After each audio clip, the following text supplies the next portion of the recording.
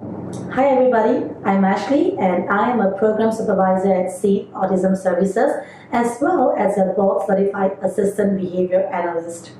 So if you remember correctly, a couple of weeks ago, SEED ran a poll for you teachers out there on a few topics.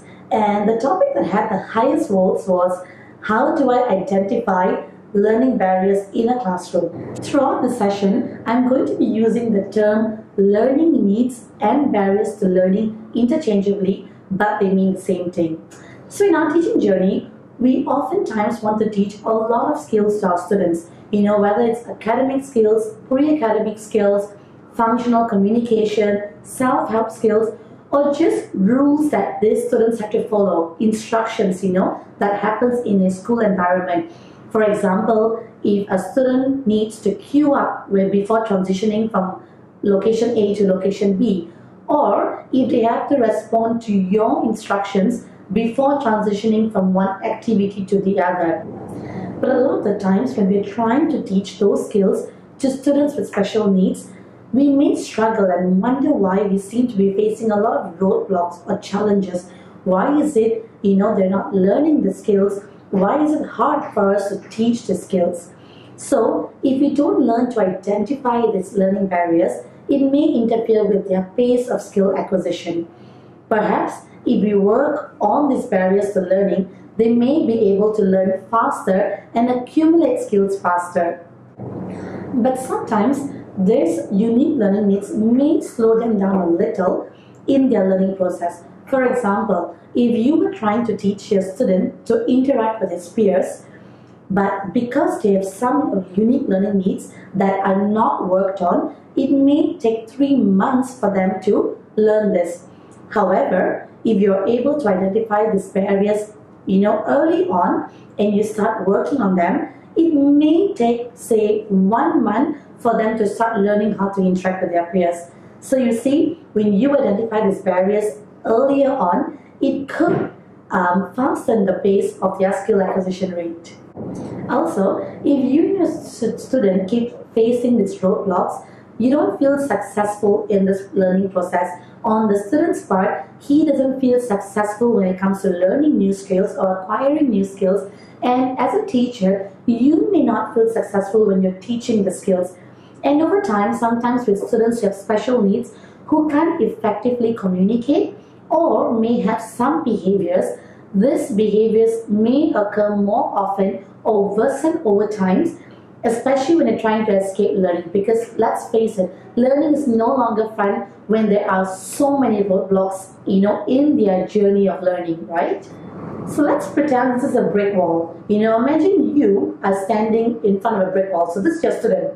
This is his learning barriers, his unique learning needs, right? You're standing in front of a brick wall and your mission, your goal is to jump over the brick wall. Get over, get to the other side of the brick wall.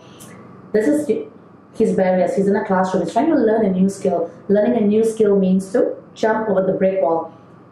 It seems impossible. It seems like it's really, really hard.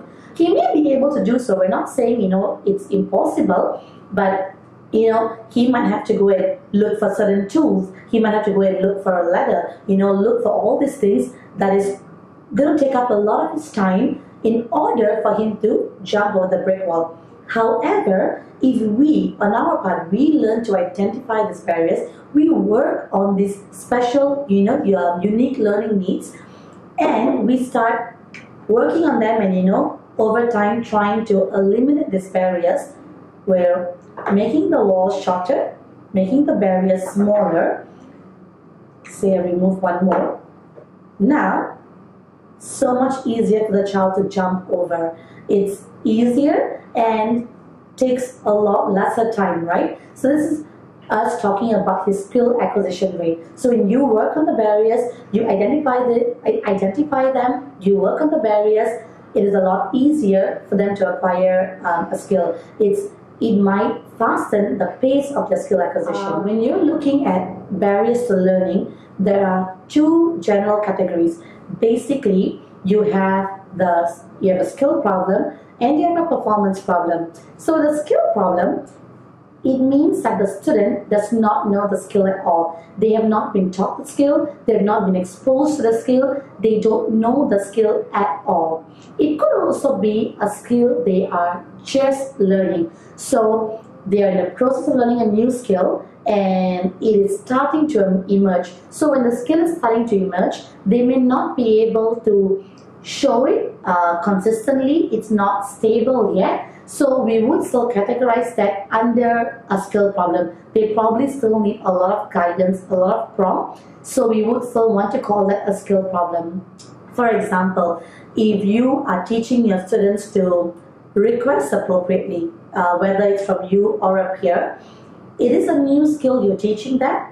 They will require a lot of guidance, they will require a lot of prompt for them to be able to appropriately request for something. We cannot expect them to be able to do it overnight or in 2 days. So even say 2 or 3 weeks later, because they're still working on it, they still require a lot of guidance, it still is a skill problem. So if you're not able to see it the next day or the week after, we would still categorize it as a skill problem. They're still learning the skill. However, if it's a performance problem, it means they know the skill, they've been exposed to the skill, they've learned it in the past, they have a history of learning the skill, but they would just simply not do the skill. They would not perform the skill upon demand, or they would not perform the skill when they're expected to. But they know how to do the skill, they've been taught the skill. So yeah, so with a skill problem, the student has not learned the skill, has not been exposed to the skill, does not even know what the skill is, and therefore he cannot perform the skill. That's why he cannot perform the skill. With a performance problem, he knows the skill, he's been taught the skill, has history of learning the skill, but will not perform the skill.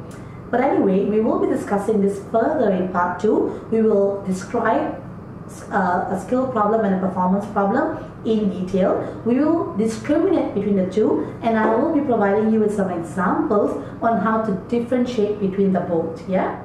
So right folks, that's all for part 1, and I'll see you in part 2.